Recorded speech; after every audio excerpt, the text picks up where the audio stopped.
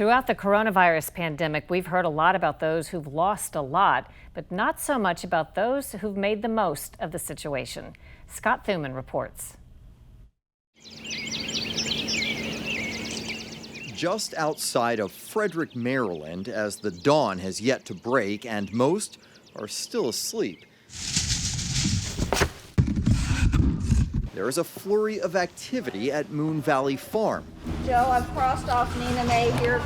The demand, just like their crops, growing fast. Sending 8 then. But it came as a bit of a surprise for founder and first-generation farmer, Emma Award. How would you describe life for you all here, or business for you here, pre-COVID versus what it is now? So pre-COVID, we sold 100% of our business to restaurants from January to May. Then came a pandemic. Almost overnight, restaurants closed, and those supplying them faced a crisis. Like many Americans, especially farmers, Emma and her team couldn't just wait for things to get quote-unquote back to normal. They'd have to make changes, and they did. Since COVID happened in the middle of March, we decided to launch our CSA program 7 weeks early. CSA is community-supported agriculture. Farmers selling directly to local customers who essentially buy a subscription or share in the farm and its harvest.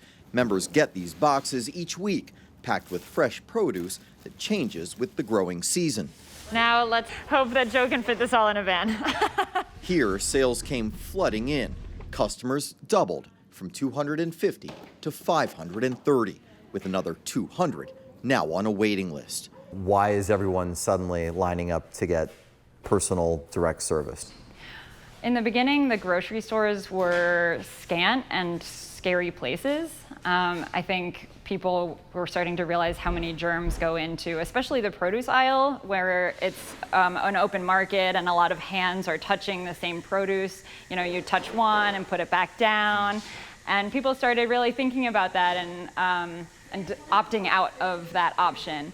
And they were searching for other options.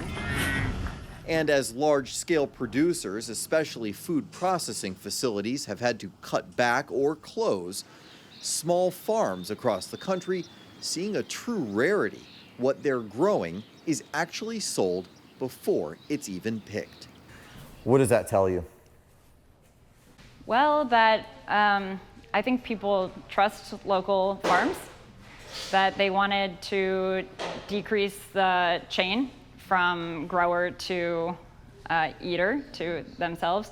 I think they were thinking of how many hands does it travel before it gets to the grocery store, and then how many hands touch it there.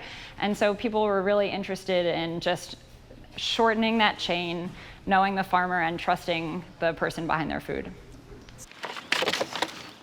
Evan Arsenal was a chef pre-coronavirus, out of a job due to the pandemic.